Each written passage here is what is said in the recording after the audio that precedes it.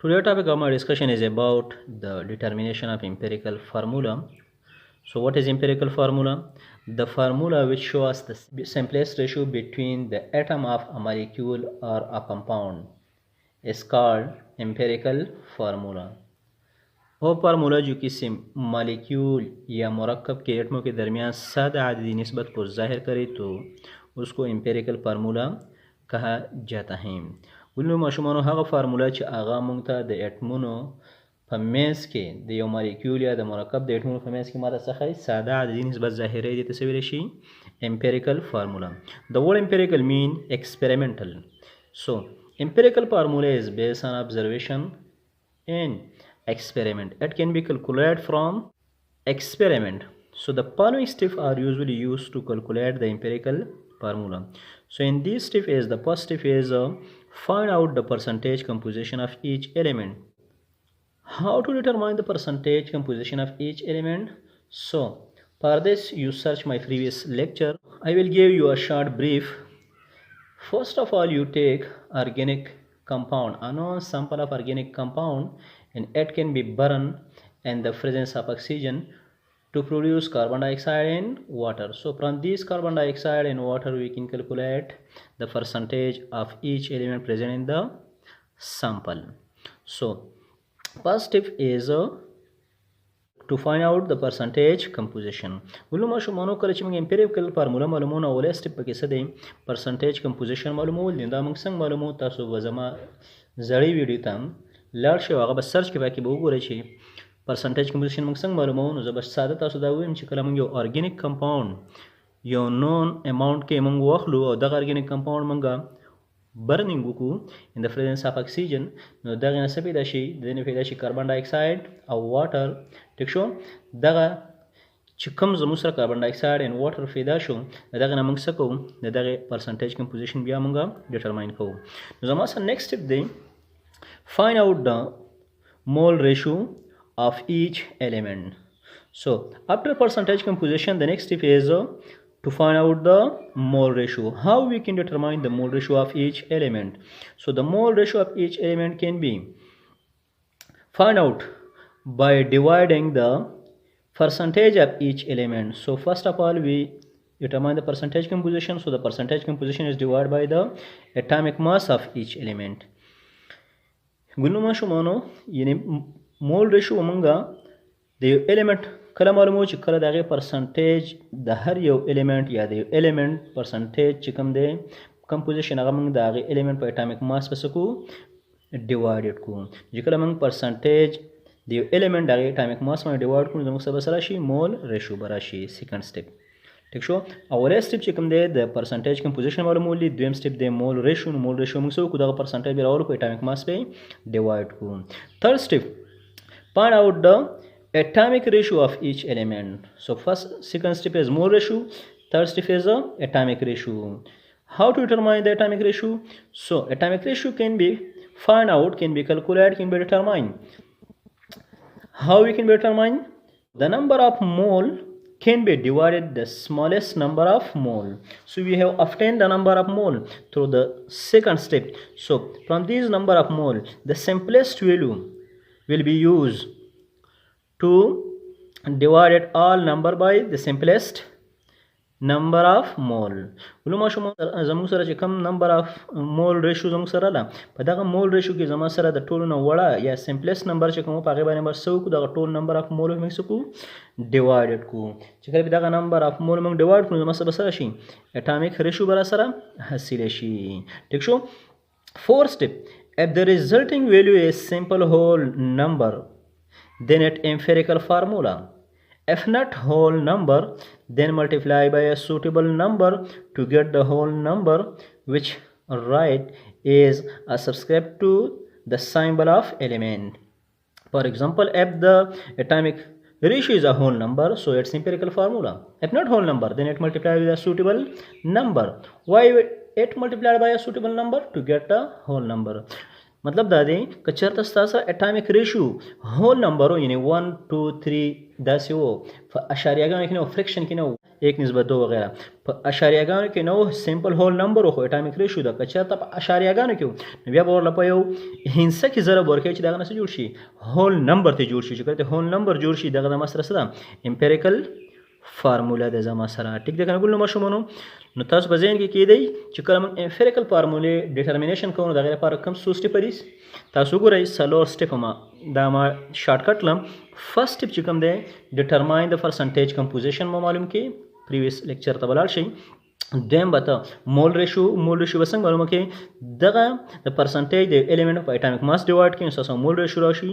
د دې نه بعد به ستاسو سره اټامیک ریشو یعنې د نمبر اف مول په سمپلیسټ نمبر باندې ټول ډیوایډ کړئ، ستاسو به اټامیک ریشو راشي. او بیا که چېرته اټامیک ریشو ستاسو سره سمپل هول نمبر و یعنې 1 2 3 وغیره داسې و نو به صحیح अब एम्पिरिकल फार्मूले که چرته په اشاریهګانو کې ونه په انسه کې بوله ضرب ورکړي چې هول نمبر شي. ټیک ده کنه.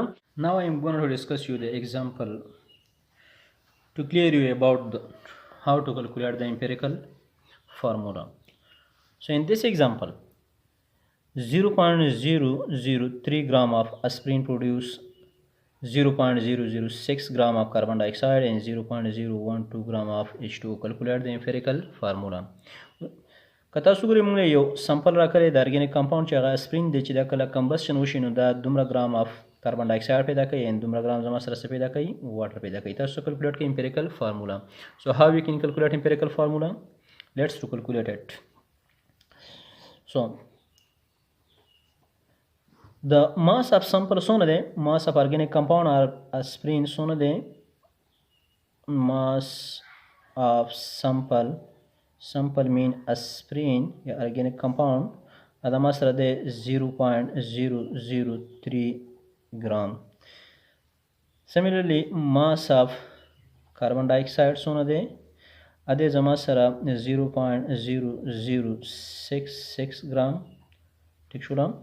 Similarly mass of H2O सोना दे अजमा सरा दे 0.0012 gram. ٹھیک شو. دا زما سره سو هغه ویټس او ماسیزو کم چې ما دا کوېسچن نه ولیکل. ٹھیک شو. نو سو لیټس گو ټو د سټیپس. ان فرست سټیپ وی نو دیٹ د ماس اف اسپرین دونه دی، ماس اف کاربن ډای اکساید زما سره دونه دی. ٹھیک شو. تاسو وګورئ زه به هلته کې یو ځل بیا ولیکم mass of sample अदा मात्रा दे 0.003 gram. First of all you calculate the percentage of carbon. So mass of sample जमा सदोना शो दाशान mass of carbon dioxide सोना दे अदा मात्रा दे 0.0066 gram. ठीक शो. इन मात्रा जो कला sample वो सोजी aspirin 2 gram नो माला 2 gram सारा कई carbon dioxide रहा कई. सही शो. नो molar mass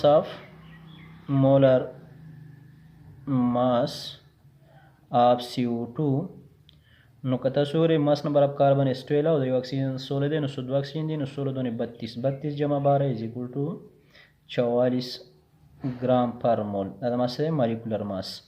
So this 44 gram of CO2 produce how much carbon? Produce 12 gram carbon.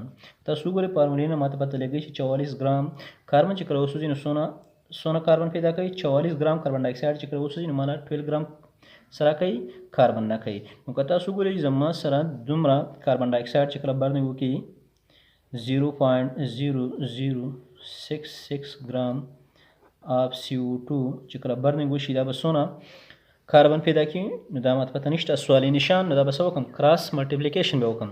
چې زه کراس ملټیپلیکیشن وکړم نو دا به زما سره شي 12 ګرام ملټیپلایډ بای 0.0066 ګرام ډیوایډ بای 44 ګرام. نو دا به سره راشي دی نه.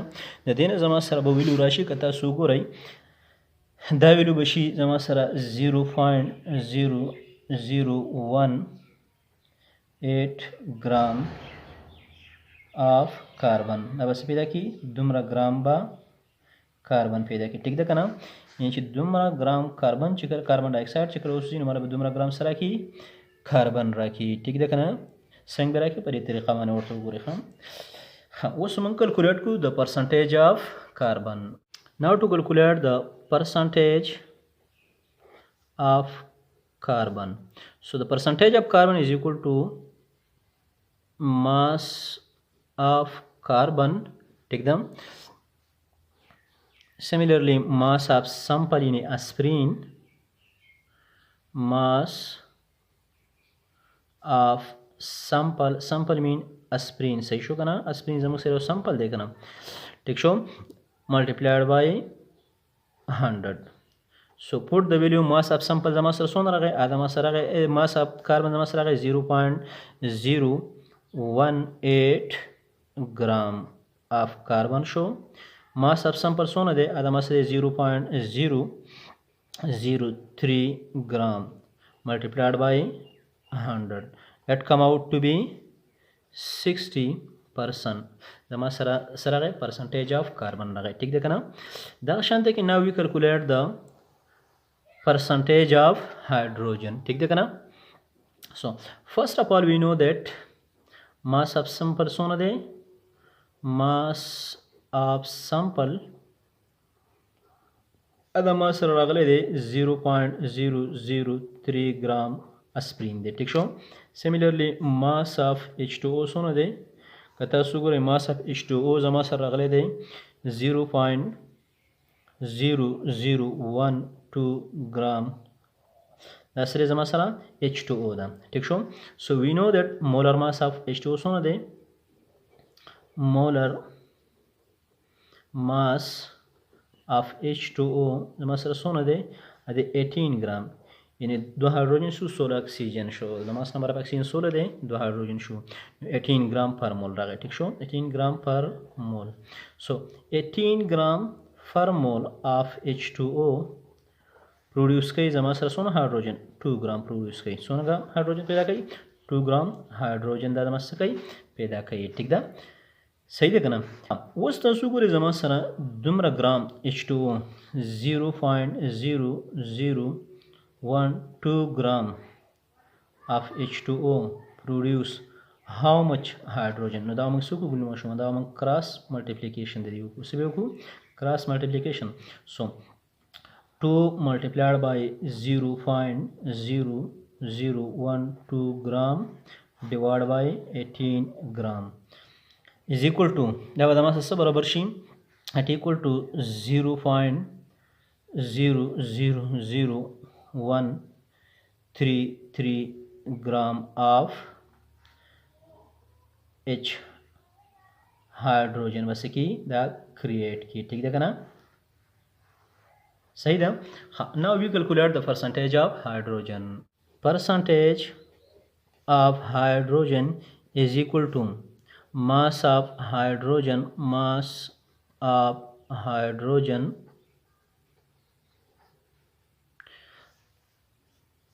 divided by mass of sample mass of aspirin mass of sample mean aspirin ठीक show multiplied by 100 so now put the value now mass of hydrogen we calculate it now 0.00013 gram divided by mass of sample so na de 0.003 gram 100 so now we get it 4.48% that's show the percentage of hydrogen show ठीक देखने को मशमूल percentage of hydrogen जमा सर वो तो ठीक show now we calculate the percentage of oxygen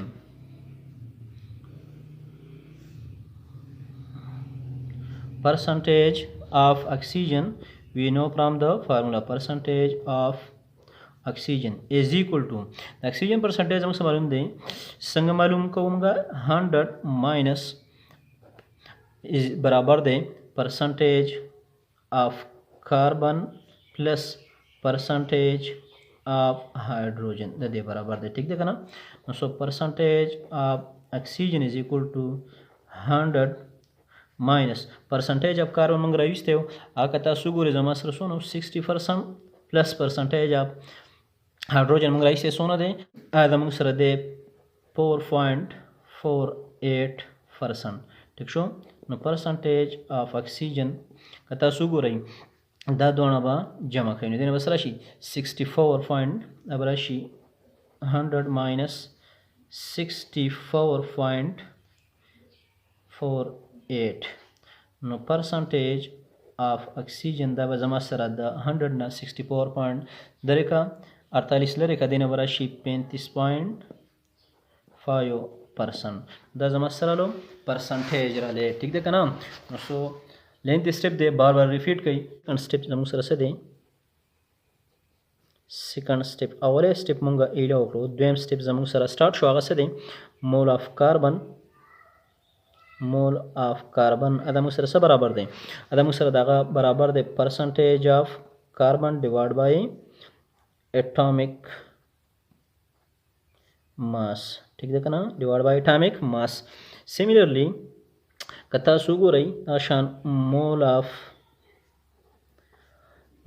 هایدروجن څه دی نو هغه د موږ سره برابر دی پرسنټیج اف هایدروجن ډیوایډ بای اټومیک ماس ٹھیک ده کنه دغه شانته کې کتا سو ګورئ مول اف اکسیجن نو زموږ سره برابر دی پرسنټیج اف اکسیجن ډیوایډ بای اټومیک ماس ٹھیک ده نو فرست اف اول موږ په دې کې ویلو پټ کو او ډایرکټ به کیلکولیټ کو چې زینې سین کتا سو ګورئ موږ سره د کاربن پرسنټیج راوته 60 د ماس نمبر دی د کاربن کتا سو ګورئ 12 دی ټیک شو یا 12.01 نو دا چې په دې ډیوایډ کې دینه بسره شي د دینه براشي 4.99 ټیک شو دا زما سره غیر د مولرل سیمیلرلی که تاسو په دې کې ویلو فوټ کوي نو زما سره د هایدروجن پرسنټیج راوته 4.48 د زما سره اټومیک ماس دی 1.008 یا 1.01 ټیک شو د دینه بسره شي د ډیوایډ کې دینه براشي 2.21 براشي ټیک ده کنه